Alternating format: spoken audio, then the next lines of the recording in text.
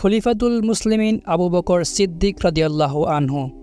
বইটি থেকে আপনি আবু বকর সিদ্দিক রাদিয়াল্লাহু আনহু এর বংশ, ইসলামী দাওয়াত, মদিনায় হিজরত, তার বাহিনী, কীভাবে তিনি খিলাফত অর্জন করেছিলেন, এক কথায় আপনি আবু বকর সিদ্দিক রাদিয়াল্লাহু আনহু সম্পর্কে বিস্তীর্ণ বর্ণনা পাবেন এই বই থেকে।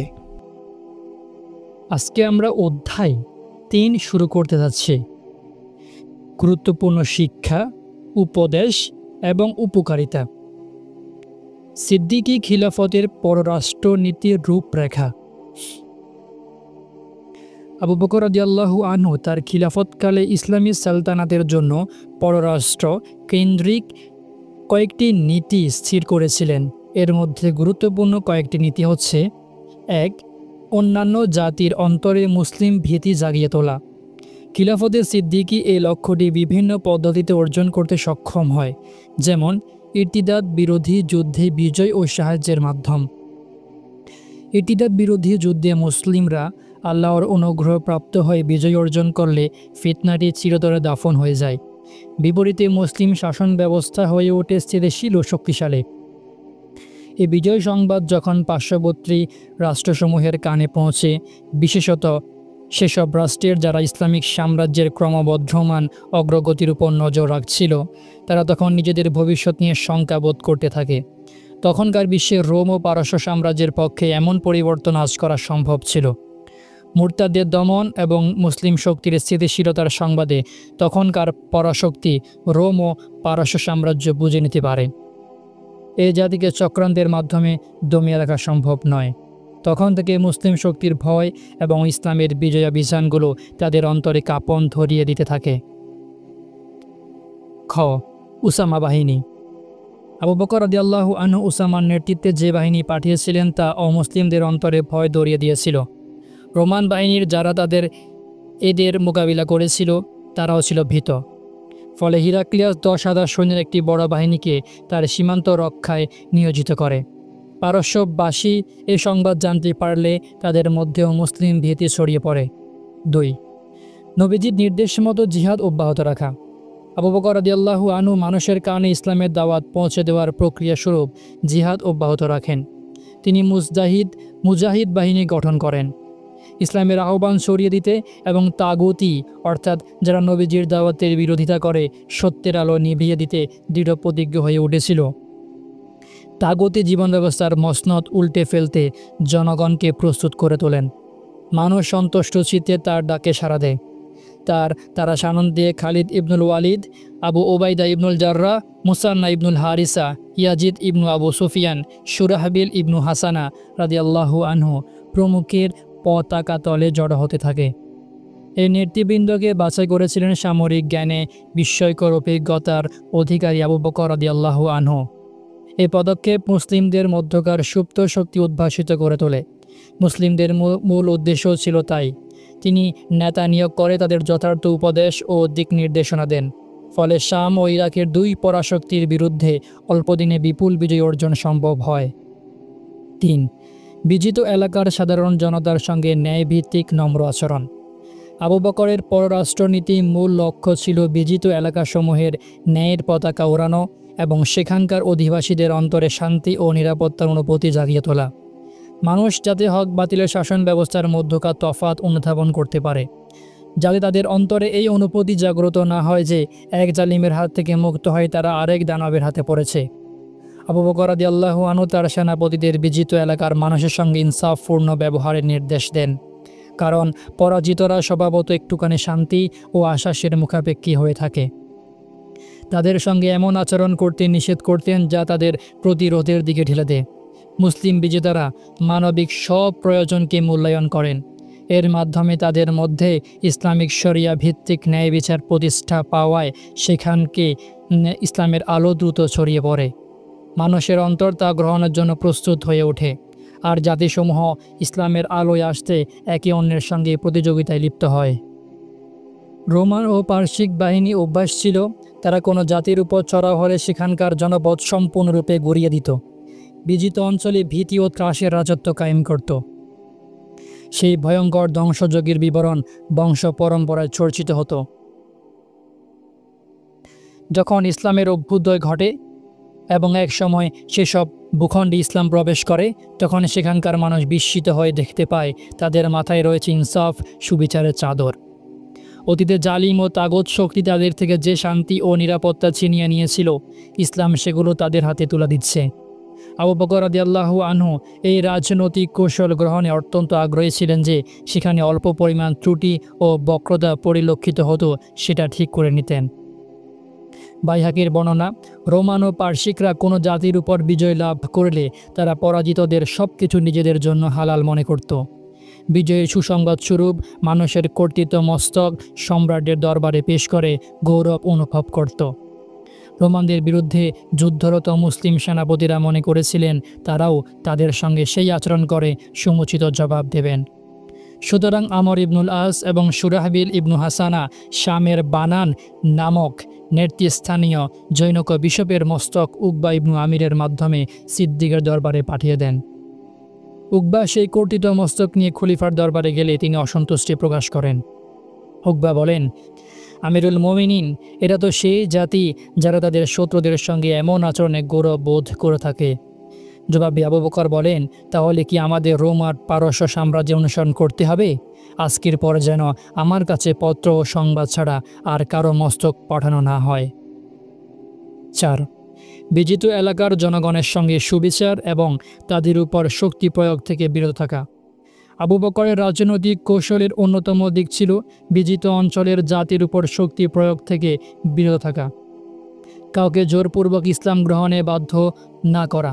তিনি এ ব্যাপারে আল্লাহর সেই নির্দেশের উপর আমল করতেন। আল্লাহ বলেন, তবে কি তুমি মুমিন হতে মানুষের উপর জবরদস্তি করবে?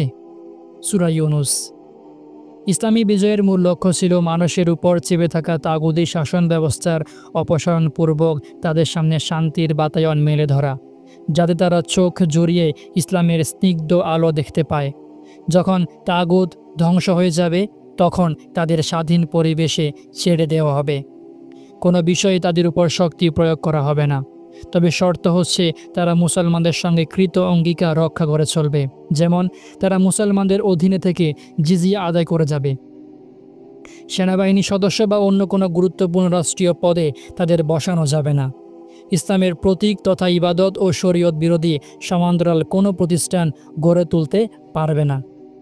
সাবেক ধর্মের পরিবর্তে ইসলামই একমাত্র গ্রহণযোগ্য বিবেচিত হবে। ইসলামিক সালতানাত কার্যত এবং চিন্তাগতভাবে ইসলামের ব্যাখ্যা প্রদর্শন করবে, যাতে মানুষ এই দিনের ব্যাপারে নিশ্চিন্ত হয়ে তাতে প্রবেশ করতে পারে। কেননা জোর করে কোনো মতবাদ বা বিশ্বাস মানুষের মস্তিষ্কে প্রবিষ্ট করা যায় না, আর কোনোভাবে চাপিয়ে দেওয়া হলেও তা স্থায়ী হয় না। 2. সিদ্দিকের সামরিক পরিকল্পনার রূপরেখা। আবু বকর রাদিয়াল্লাহু আনহু যেসব যুদ্ধ পরিকল্পনা সাজিয়েছিলেন, সচেতন পাঠক মাত্রই তার গৃহীত পদক্ষেপসমূহ সম্পর্কে অবগতি লাভ করতে পারবে। যেমন, 1. অমুসলিমরা অনুগত না হওয়া পর্যন্ত তাদের দেশে প্রবেশ না করা। আবু বকর রাদিয়াল্লাহু আনহু সবসময় এই ব্যাপারে সচেতন ছিলেন যে শত্রুরা যতক্ষণ না আনুগত্য মেনে নিচ্ছে, ততক্ষণ যেন তাদের অঞ্চলের গভীরে প্রবেশ করা না হয়। ইরাক ও শামের যুদ্ধসমূহে এই বিষয়টি পরিষ্কারভাবে ফুটে ওঠে। ইরাকে চড়া হওয়ার সময় খালিদ ও ইয়াজকে নির্দেশ পাঠিয়েছিলেন তারা যেন উত্তর ও দক্ষিণ থেকে ইরাকের উপর হামলা করে। তিনি সেই পত্রে লিখেছিলেন, তোমাদের উভয়ের মধ্যে যে আগে হীরায় প্রবেশ করবে সে হবে হীরার আমির। ইনশাআল্লাহ তোমরা যখন হীরায় সমবেত হয়ে সেখানকার আরব ও পার্সিকদের শক্তি গুড়িয়ে দিতে সফল হবে এবং মুসলমানদের জন্য পেছন দিক থেকে কোনো ধরনের শঙ্কা থাকবে না, তখন একজন হীরায় অবস্থান করবে আর একজন এগিয়ে গিয়ে শত্রুদের থেকে ভূখণ্ড ছিনিয়ে আনবে। তোমরা সর্বদা আল্লাহর সাহায্য প্রার্থনা করবে, অন্তর্দার ভীতি পোষণ করবে। দুনিয়ার জীবনের চেয়ে পরকালের জীবনকে অগ্রাধিকার দিলেই তোমরা উভয়টি অর্জন করতে সক্ষম হবে। কখনো দুনিয়াকে অগ্রাধিকার দেবে না, নতুবা উভয়টি হাতছাড়া হয়ে যাবে। পাপ পরিত্যাগ করবে। যেসব বিষয় আল্লাহ ভীতি প্রদর্শন করেছেন তাওবার মাধ্যমে সেসব বিষয় থেকে বেঁচে থাকবে। সাবধান, গুনাহে বারবার লিপ্ত হবে না এবং তাওবায় বিলম্ব করবে না। গুরুত্বপূর্ণ এই পত্র খলিফা আবু বকরের উন্নত চিন্তা ও সূক্ষ্ম পরিকল্পনার পরিচায়ক। এছাড়া এটি তার আল্লাহ প্রদত্ত যোগ্যতার স্বাক্ষরও বটে। তার এই উন্নত পরিকল্পনা যে কতটা কার্যকরী ছিল, খালিদ রাদিয়াল্লাহু আনহু তা বাস্তবায়ন করে দেখিয়েছিলেন। তিনি যখন উত্তর ইরাকে ইয়াজ ইবনু গানামের সাহায্যে এগিয়ে যান এবং কারবালা প্রান্তরে অবতরণ করেন, তখন মুসলিমরা তার কাছে মাছির জ্বালাতনের অভিযোগ নিয়ে আসে। খালিদ রাদিয়াল্লাহু আনহু তখন আবদুল্লাহ ইবনু ওয়াসিমকে বলেন, ধৈর্য সহকারে কাজ করো। আমি চাই এই সময়ের মধ্যে ওই সব সেনা অঞ্চল খালি করিয়ে নেই যেগুলোর ব্যাপারে ইয়াজকে নির্দেশ দেওয়া হয়েছিল। সেখানে আরবদের জন্য বসতি গড়ে দেই, যাতে মুসলিমগণ পেছন দিকের হামলার আশঙ্কা থেকে মুক্ত হয়ে যায়। বিনা প্রতিবন্ধকতায় সামরিক সাহায্য পৌঁছানো সহজ হয়। খলিফা এই বিষয়ে আমাদের নির্দেশ দিয়েছেন, তার নির্দেশ পুরো উম্মার জন্য কল্যাণকর হবে। ইরাকের মুসান্না ইবনুল হারিসাও এই পরিকল্পনা বাস্তবায়ন করেছিলেন। ক্ষণজন্মা এই মহাপুরুষ তার অধীন সেনাদলকে লক্ষ্য করে বলেছিলেন, পারসিকদের সঙ্গে তাদের সীমান্তবর্তী ভূখণ্ডে যুদ্ধ চালিয়ে যাও, তাদের মূল ভূখণ্ডে প্রবেশ করো না। যদি আল্লাহ মুসলমানদের প্রতিপত্তি দান করেন, তাহলে তাদের অধিকৃত অঞ্চল নিরাপদ থাকবে। অবস্থা প্রতিকূল হলেও নিরাপদে নিজেদের লোকজনকে ফিরিয়ে আনা সম্ভব হবে। তারা যখন ফিরে আসার পথ পেয়ে যাবে এবং আল্লাহ দ্বিতীয়বার বিজয়ী করা পর্যন্ত তারা এই ভূখণ্ডে মাথা উঁচু করে বসবাস করতে পারবে। আর শাম বিজয়ের জন্য মুসলমানদের পেছনে মরুভূমির উপস্থিতি তাদের সহায়তার জন্য যথেষ্ট ছিল। কিন্তু এরপরেও মুসলিমরা এগিয়ে যাওয়ার আগে এই বিষয়টি নিশ্চিত করে যেতে চান যে শত্রুরা যেন পেছন থেকে তাদের উপর হামলা না করে। ডানে বামে যেসব ভূখণ্ড পাওয়া যাবে সেগুলোর উপর পূর্ণ আধিপত্য প্রতিষ্ঠা করতে হবে। শত্রু বাহিনীর সামনে সব পথ বন্ধ করে দিতে হবে। এই বুনিয়াদী বিষয়টির উপর অত্যন্ত গুরুত্ব প্রদান করা হতো এবং কঠিনভাবে তা বাস্তবায়নের চেষ্টা করা হতো। 2. প্রস্তুতি ও সৈন্য সমাবেশ। আবু বকর রাদিয়াল্লাহু আনহু খলিফা নিযুক্ত হওয়ার পরপরে যুদ্ধ পরিকল্পনা বাস্তবায়নের লক্ষ্যে রণপ্রস্তুতি ও সৈন্য সমাবেশের উপর জোর দেন। প্রথমে তিনি ইরতিদাদি ফিতনা নির্মূলকল্পে জিহাদের ঘোষণা দিয়ে দেন। এরপর মুসলিমদের ইরাক ও শাম বিজয়ের জন্য এগিয়ে যাওয়ার আহ্বান জানান। এই ধারাবাহিকতায় তিনি ইয়ামানবাসীর উদ্দেশ্যে পূর্ব লিখিত গুরুত্বপূর্ণ পত্র পাঠান। 3. সেনাবাহিনীর জন্য জরুরি সাহায্য নিশ্চিত করা। পূর্বাঞ্চলের রণক্ষেত্রসমূহে যুদ্ধ উত্তপ্ত হয়ে উঠিলে সেখানকার সেনাপতি মুসান্না ইবনুল হারিসা রাদিয়াল্লাহু আনহু তাৎক্ষণিক সেনা সাহায্যের প্রয়োজন অনুভব করেন। তখন তার কাছে যে পরিমাণ সৈন্য ছিল, সামরিক দৃষ্টিকোণ থেকে তারা যুদ্ধের জরুরি কার্যাবলী সম্পাদনের জন্য যথেষ্ট ছিল না। ফলে খলিফা আবু বকরের কাছে সেনা সাহায্য চাইলে তিনি তাকে বলেন, যারা মুরতাদদের বিরুদ্ধে লড়াই করছে এবং যারা রাসূলের ইন্তেকালের পর ইসলামের উপর অবিচল থেকেছে, তাদের জিহাদে বেরিয়ে আসার ডাক দাও। তবে যারা ইতিপূর্বে ইরতিদাদের শিকার হয়েছিল, আমার পরবর্তী নির্দেশ না আসা পর্যন্ত তাদের সঙ্গে নেবে না। 4. যুদ্ধের লক্ষ্য ও উদ্দেশ্য স্থির করা। ইসলামী বিজয়াভিযানের পরিকল্পনাসমূহে এই বিষয়টি গুরুত্ব দেওয়া হতো যাতে সর্বশ্রেণীর মানুষ লক্ষ্য অর্জনের চেষ্টা চালায়। আবু বকর রাদিয়াল্লাহু আনহু তার পরিকল্পনা এই ভিত্তির উপর স্থাপন করেছিলেন যে প্রত্যেক মুজাহিদের জানা থাকবে তাদের বিজয়ের উদ্দেশ্য হচ্ছে তাগুতি শাসনের অপসারণ এবং মানুষের কাছে নির্বিঘ্নে ইসলামের দাওয়াতের পৌঁছে দেওয়া। কারণ তাগুতি শাসন ব্যবস্থা মানুষের সামনে ইসলামের দাওয়াত পৌঁছানোর ক্ষেত্রে বাধা ছিল। এজন্য মুসলিম সেনাপতিরা যে কোনো যুদ্ধ শুরুর আগে প্রতিপক্ষের কাছে ইসলাম গ্রহণ, জিজিয়া প্রদান এবং যুদ্ধ, এই 3টি আবেদন রাখতেন। 5. রণক্ষেত্রকে গুরুত্ব প্রদান। মুরতাদ বিরোধী প্রথম যুদ্ধে সেনাপতির দায়িত্ব আবু বকর রাদিয়াল্লাহু আনহু নিজেই আঞ্জাম দেন। এই লক্ষ্যে তিনি সেনাবাহিনী গড়ে তোলেন। তবে অন্যান্য যুদ্ধ তিনি এড়িয়ে যাননি, বরং উসামাকে শামের দিকে এবং মুসান্না ইবনুল হারিসাকে ইরাকের দিকে পাঠিয়ে দেন। খিলাফতের প্রথম বছর তিনি জনগণের দৃষ্টি ইরতিদাদি ফিতনার ধ্বংসের দিকে নিবদ্ধ রাখার চেষ্টা করেন। ফলে আরব উপদ্বীপ ইসলামী ঐক্যের বন্ধনে শক্তিশালী হয়ে যায়। এরপর শক্তিশালী এই কেন্দ্র থেকে তিনি শাম ও ইরাকি অভিযান পাঠানোর দিকে মনোযোগ দেন। এক পর্যায়ে যখন শামের রণক্ষেত্রে সাহায্যের প্রচুর প্রয়োজন দেখা দেয়, তখন আবু বকর রাদিয়াল্লাহু আনহু মানুষের দৃষ্টি শামের দিকে কেন্দ্রীভূত করার প্রতি জোর দেন। এছাড়া মুসান্না ইবনুল হারিসাকে ইরাকে রেখে খালিদকে শামে পাঠিয়ে দেন। 6. রণক্ষেত্র থেকে পদচ্যুতি। আবু বকর রাদিয়াল্লাহু আনহু রোমান ও পারসিকদের বিরুদ্ধে যুদ্ধের জন্য সেনাবাহিনী পাঠানোর সময় খালিদ ইবনুল সাইদকে তাবুতের দিকে পাঠিয়েছিলেন, কিন্তু তিনি অর্পিত দায়িত্ব আদায়ে ব্যর্থ হলে আবু বকর রাদিয়াল্লাহু আনহু তাকে পদচ্যুত করে সেখানকার দায়িত্ব ইকরিমার হাতে অর্পণ করেন। পরে খালিদ ইবনুল সাইদকে তাইমা অঞ্চলে পাঠান। ৭. যুদ্ধনীতির উন্নতি সাধন। রোমান বাহিনীর অগ্রযাত্রা এবং তাদের সঙ্গে শামবাসীর মিলিত হওয়ার সংবাদ অবগত হওয়ার পর আবু বকর আবু উবাইদা ইবনুল জাররাহকে পত্র পাঠিয়ে বলেন, অশ্বারোহী বাহিনীকে বস্তি ও গ্রামাঞ্চলে পাঠিয়ে দিন। রোমানদের কাছে রসদ পৌঁছার পথ রুদ্ধ করে নেন। তবে আমার পরবর্তী নির্দেশ না পাওয়া পর্যন্ত কোনো শহর অবরোধ করবেন না।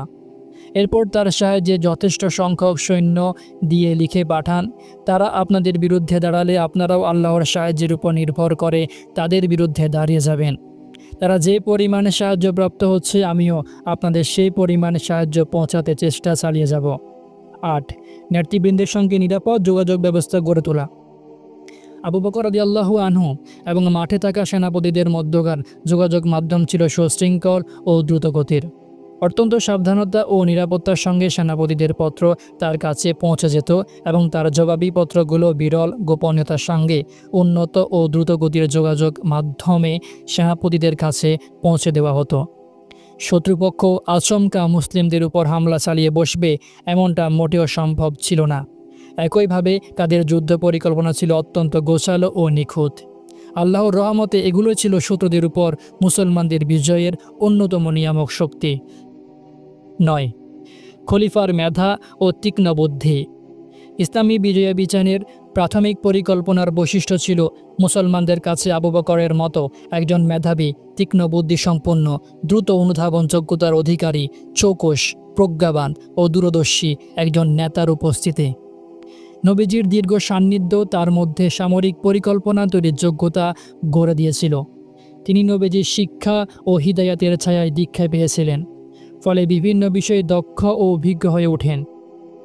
রাসূলের ইন্তেকালের পরবর্তী কঠিন সময়ে তিনি সাফল্যের সঙ্গে খিলাফত পরিচালনা করেন, মুসলিম বাহিনীকে উত্তম নসিহতের মাধ্যমে নির্দেশনা প্রদান করেন, যথাসময়ে সাহায্য পাঠান, যার মাধ্যমে মুজাহিদরা শক্তিশালী হয়ে ওঠে, তাদের সাহস বৃদ্ধি পায়।